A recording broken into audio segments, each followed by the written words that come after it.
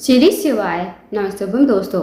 जैसे कि दोस्तों आप सब जानते हो, कल है मंगलवार का दिन और मंगलवार के दिन पड़ रही है तृतीया तिथि, जो कि बहुत ही खास और विशेष होती है।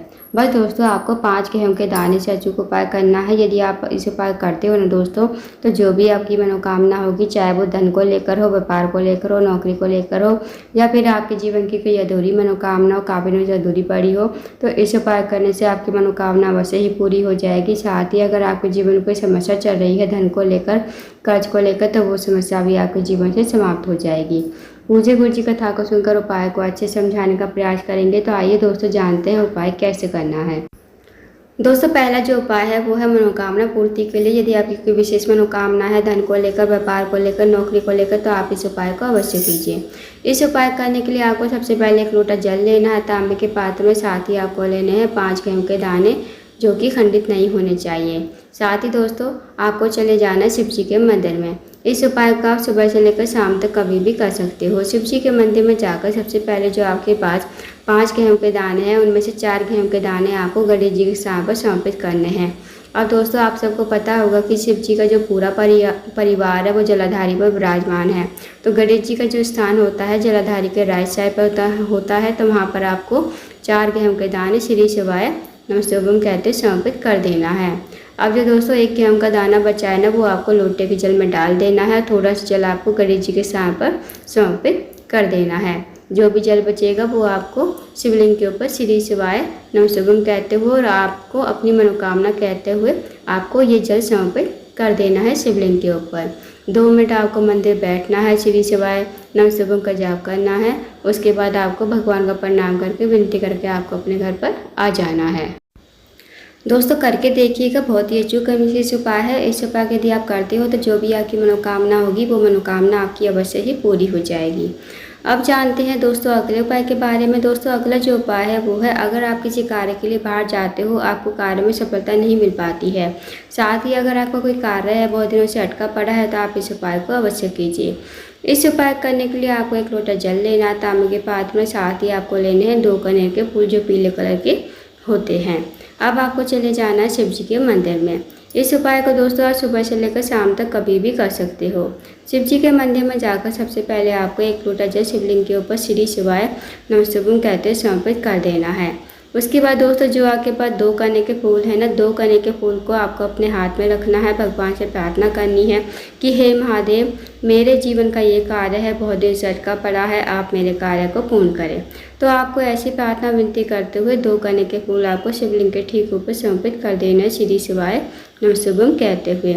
उसके बाद आपको 2 मिनट मंदिर बैठना है, श्री शिवाय नमस्तुभम का जाप करना है। फिर आपको भगवान को प्रणाम करके विनती करके आपको अपने घर पर आ जाना है। तो दोस्तों, करके देखिएगा, बहुत ही अचूक और विशेष उपाय है। इस उपाय यदि आप करते हो तो जो भी आपकी मनोकामना होगी, जो भी आपका कार्य अटका पड़ा होगा, वो कार्य आपका पूर्ण हो जाएगा।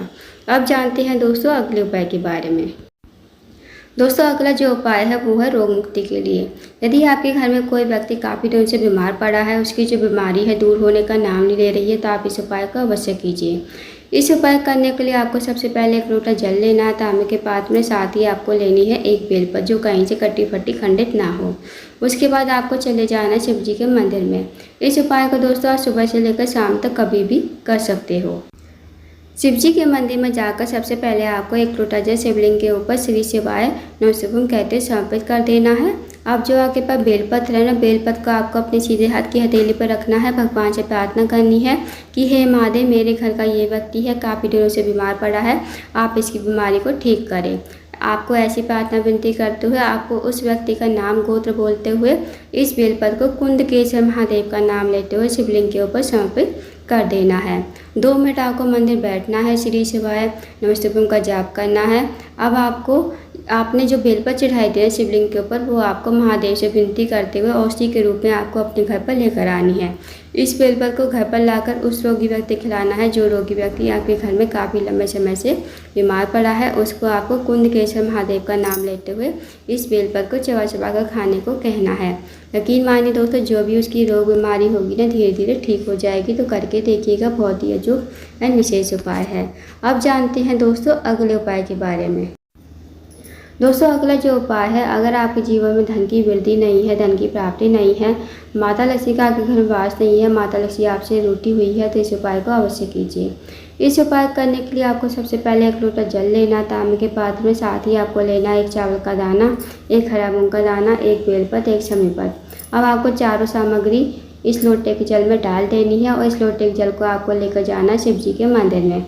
शिव जी के मंदिर में जाकर सबसे पहले आपको उत्तर की तरफ मुँह करके खड़ा होना है। भगवान से प्रार्थना करनी है कि हे महादेव, मेरे जीवन में धन की वृद्धि नहीं है, धन की प्राप्ति नहीं है, माता लक्ष्मी हमारे घर में वास नहीं है, माता लक्ष्मी हमसे रूठी हुई है। आप कुछ ऐसी कृपा करें कि हमारे जीवन में धन की वृद्धि हो, धन की प्राप्ति हो और माता लक्ष्मी हमारे घर में हमेशा वास करे। तो आपको ऐसी प्रार्थना विनती करते हुए आपको लोटे का जल शिवलिंग के ठीक ऊपर समर्पित कर देना, श्री शिवाय नमस्तुभ्यम कहते हुए।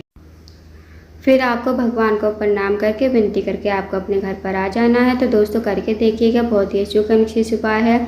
इस उपाय को यदि आप करते हो तो जो भी आपकी धन से जुड़ी समस्या होगी वो समस्या आपकी दूर हो जाएगी। साथ ही साथ इस उपाय करने से माता लक्ष्मी आपके घर में हमेशा वास करेगी।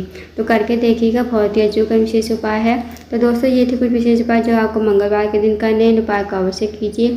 अगर आपको जानकारी पसंद आई हो, वीडियो को लाइक करना, शेयर करना, चैनल को जरूर सब्सक्राइब करना, कमेंट बॉक्स में श्री शिवाय नमस्तुभ्यम हर महादेव जरूर लिखना।